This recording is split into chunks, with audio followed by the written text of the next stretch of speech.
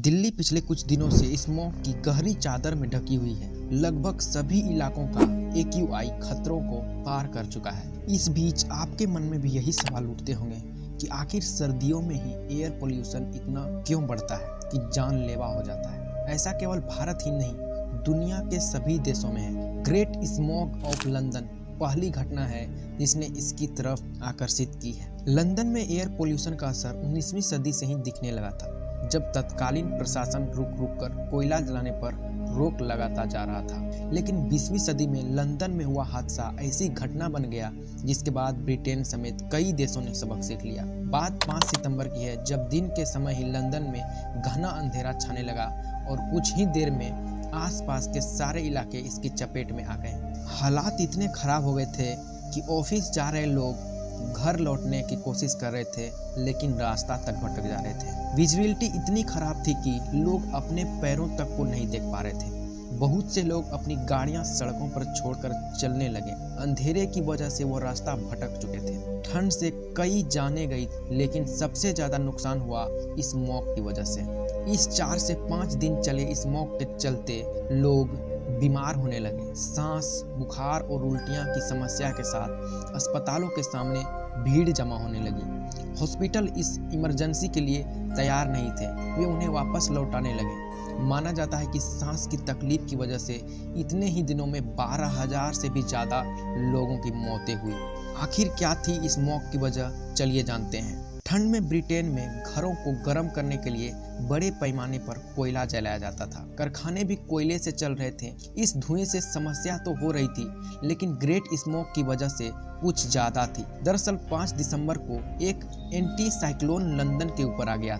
यह मौसम का एक पैटर्न है जिसमें आसमान साफ रहता है, लेकिन जब यह बनता है तो ठंडी हवा नीचे फंस जाती है और उसके ऊपर गर्म हवा जमा हो जाती है। यह एक तरह से बोतल पर कैप की स्थिति है। लंदन में यही हुआ। ठंड से राहत पाने के लिए वहां कोयला जला रहा था, जो ऊपर नहीं जाकर नीचे ही अटका रह गया। यही ग्रेट स्मॉग का कारण बना। इस घटना के बाद वहां की सरकार ने तुरंत क्लीन एयर एक्ट पास किया, जिसके तहत घरों में और उद्योगों में कोयला जलाने पर पाबंदी लगा दी गई। साथ ही कई और कदम उठाए गए ताकि स्मॉग की घटना दोबारा ना हो। ठीक 10 साल बाद लंदन में एक बार फिर वही घटना हुई। इसे भी ग्रेट स्मॉग 1962 नाम दिया गया। हालांकि सरकारी कड़ाई के चलते इस बार कैजुअलिटी हजारों मौतों पर जाकर रुक गई। चाहे लंदन हो या दिल्ली NCR या नॉर्थ ईस्ट के कोई भी इलाके, ठंड में स्मॉग यहाँ कॉमन हो जाता है।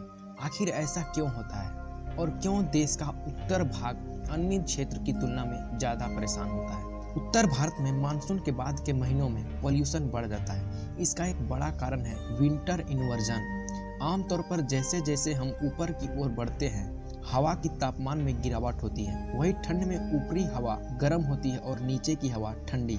इससे धुआं, धूल और बाकी गैसें नीचे ही घूमते रह जाती है। बजाय ऊपर जाकर जाने के यही असर स्मॉग के रूप में दिखता है। लेकिन यहाँ एक सवाल है, अगर सर्दियों में ये पैटर्न हर जगह बनता है तो दिल्ली NCR में ही सबसे खराब हाल क्यों है? दरअसल समंदर के पास बसे शहर जैसे मुंबई या केरल में समुद्री हवा और नमी प्रदूषण को फैलाने में मदद करती है।